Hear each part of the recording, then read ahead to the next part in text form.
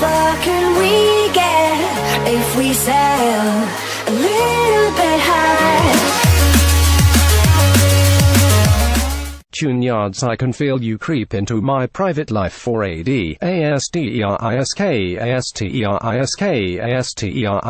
Although much of I Can Feel You Creep Into My Private Life was written in 2016, the themes of the fourth Tune Yards album seem very current in early 2018. Merrill Garbus, with bassist and co-producer Nate Brenner, interrogates the identity politics of race, gender and country in clattering, rhythm-centric songs full of chanted slogans and fragmented syntax. While not quite as joyous and hook-heavy as 2014's Nicky Knack, I Can Feel You Creep Into My Private Life offers a similar sense of unbridled creativity, with hip-hop rhythms and funk bass lines juxtaposed with flashes of strings, soul, jazz, electric piano and shouted backing vocals. I asked myself, what should I do? But all I know is white centrality, Garbus enunciates deliberately, before her voice gradually builds towards hysterics on ABC 123.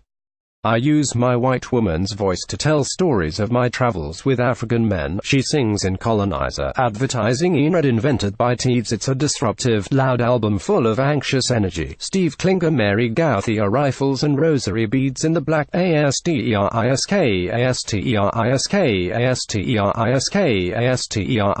For nearly 5 years, Mary Gauthier has been working with her Texas nonprofit called Songwriting Worth Soldiers, doing exactly what the name indicates. The result is the first great album of 2018. As an Americana singer-songwriter, Gauthier has always had a terse, understated style that cuts to the bone, as exemplified by her best-known and most covered song, I Drink. Here the recovering substance abuser puts those qualities to work, and summons her considerable empathy, as she crafts the stories of real veterans into 11 devastatingly frank and gut-wrenching songs. What saves you in the battle can you at home, Gauthier observes in the slow-building opener, Soldiering On. That theme of combat's lasting psychic wounds resurfaces throughout the set, and the war after the war, from a spouse's perspective, shows that the soldier is not always the only casualty of war. Still on the Ride and Morphine 1-2 deal with survivor's guilt, while Brothers highlights the struggles of women to be accepted as equals even as they fight alongside men. What Must I Do to Prove Him a Brother? To the finale, Stronger Together, provides a touch of uplift even as the song, like all the others here, confronts cold reality. They say no man's left behind, but that ain't true. Nick Cristiano, The Bad Plus Never Stop 2 Legbreaker. ASTERISK. 1.5 stars. Since 1990, Minnesota's most scientific threesome of progressive jazz bows, The Bad Plus, has been unified toward one goal, an angular, post-bop version of math rock. Bad founders Reed Anderson bass, Dave King drums and Ethan Iverson piano were brothers in askew rhythm and complex songsmithing, so much so that every element of their eccentric improvisation was driven by total instinct and intuition.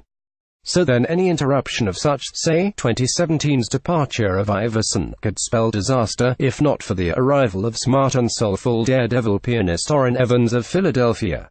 Rather than replace Iverson, Evans, a plus pal with a solo career's equal footing in the avant-garde and romantic melodicism, makes his own bad mark quickly, with his own brand of 88-key noise and nuance. Though he fit within the role of strident piano player on compositions such as Anderson's throbbing salvages and King's haunting lean in the archway, Evans is truly a bad comrade in arms when it comes to the compositional stakes. The side-splitting boffardom and the poignant commitment with the passionate rests and busy, buoyant codas sound as much a part of Evans' catalogue as it does a will that of The Bad Plus going forward. With that, Never Stop 2 is such a nice welcome to an old friend, Eddie Amorosi.